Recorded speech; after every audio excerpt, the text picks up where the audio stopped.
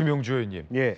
이게 정말 위헌이라면 이 위헌 법률 신청에 진정성이 있다면 왜 1심 때 위헌 법률 신청을 안 했을까? 1심에서 징역 1년, 집유 2년 유죄가 나오니 2심 선고 목전에서 시간을 끄려고 진정성 없는 위헌 심판 청구를 한 건 아니냐라는 네.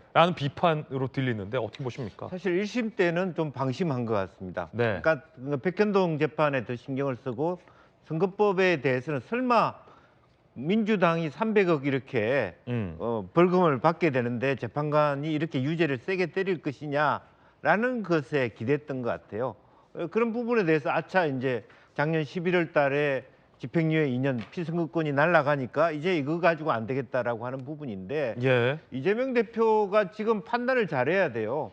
이렇게 시간을 끌면요. 결과적으로 후보가 되더라도 국민들이 이재명 대표를 찍어줄 수가 없습니다. 중도층이. 예. 그걸 알아야 돼요. 왜냐하면 다시 한번 대선을 치를 수 있는 후보를 해야 되느냐. 또 하나는 민주당은 두 쪽으로 나누어집니다.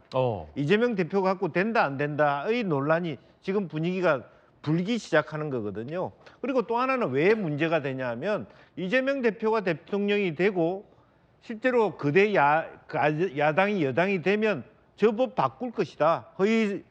말하자면 허위 공표죄 없앨 거다. 없애버릴 수도 있다. 아예 민주당 국민들이 그것 때문에 이재명 대표가 대통령 된 걸 우려하는 거거든요. 그럼 이제 앞으로 거죠. 국회의원이나 주요 선거에 나오는 후보자들이 거짓말을 해도 되게끔 법을 그럼요. 바꿀 거 아니냐? 그러니까 이재명 대표가 갖고 있는 약점 중에 하나가 그대 야당이라는 약점을 갖고 있어요. 오히려 그게 약점이 되는 거예요. 저 당은 저 이재명 대표의 지금 이제 말하자면 선거법 부분의 허위 공표죄가 문제가 되면 법을 고쳐서 없애버릴 것이다. 그걸 두 개 다 들고 있기 때문에 지금 현재 여론조사 결과가 갑자기 이재명 대표에 대한 중도층의 보류 심리가 확산되는 거예요. 듣고 보니 궁금하네요. 이게 이재명 대표 측이 당대표긴 하지만 개인적으로 저 법률은 위헌성이 있다라며 위헌 법률 신청을 한 건데 원래대로라면 민주당이 거기에 동의하지 못하면 민주당에서 입장이 나와야 되거든요. 아니 우리 당은 저 법률을 없애거나 바꾸자는 게 아니다.